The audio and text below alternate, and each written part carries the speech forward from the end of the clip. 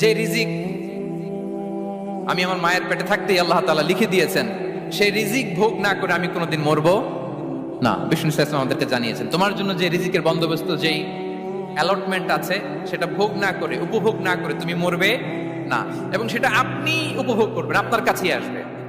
ধরুন আপনারা যে ফল আমেরিকাতে খান, এটা কি আমেরিকায় চাষ হয় ফল, নাকি কানাডা মেক্সিকো থেকে আসে?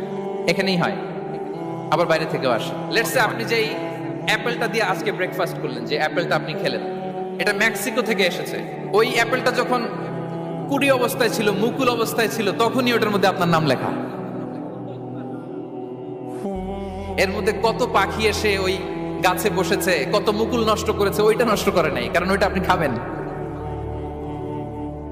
ওইটা পুষ্ট হয়ে সুন্দর একটা ফল হয়ে ইম্পোর্টেড হয়ে এটা আমেরিকাতে আসলো, আমেরিকার বাজারে।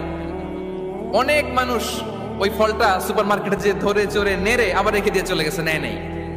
ওইটা সে খাবে না, কারণ ওইটা আপনার রিজিকে লেখা। ওই ফল আপনি নিয়ে আসলেন, বাসায় অনেকে অ্যাপেল খাচ্ছে, কিন্তু ওই অ্যাপেলটা খাবে না, কারণ এটা কে খাবে? সুবহানাল্লাহ পড়তে পারলেন না মজা করে? আল্লাহু আকবার। আপনার জন্য যে রিজিক নির্ধারিত, এটা আপনিই খাবেন। এর মধ্যে আপনি মরে যেতে পারতেন, বাসা থেকে অন্য কোথাও চলে যেতে পারতেন, কিন্তু না, মরবেনও না, অন্য কোথাও যাবেনও না ওইটা খাওয়ার আগে। This is the essence of rizq.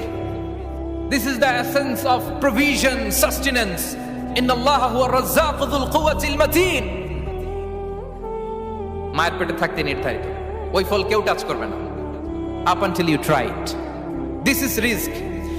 এই কথাটাই বিষ্ণু ঈসা ইসলাম খুব সুন্দর করে বলেছেন, লা তামুতু নাফসুন হাত্তা তাস্তাকমিলা রিজকাহা। অন্য বর্ণনায় এসেছে লা তামুতু নাফসুন হাত্তা তাস্তাউফিয়া রিজকাহা।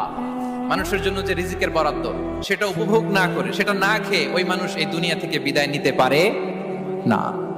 তাহলে আমার রিজিক ভোগ না করে আমি মরবো না, এবং এটা যেহেতু আপনার জন্য নির্ধারিত, এটা আপনি পাবেনই। এখন এটা কি হালাল পন্থায় আপনি পাবেন না হারাম পন্থায় পাবেন, দ্যাট ইজ ইউর ডিসিশন। আপনার রিস্ক আপনার কাছে আসবে। এটা নির্ধারিত না অনির্ধারিত, বলেন তো? আমি সবার কাছ থেকে শুনবো, রিস্ক কি নির্ধারিত না অনির্ধারিত?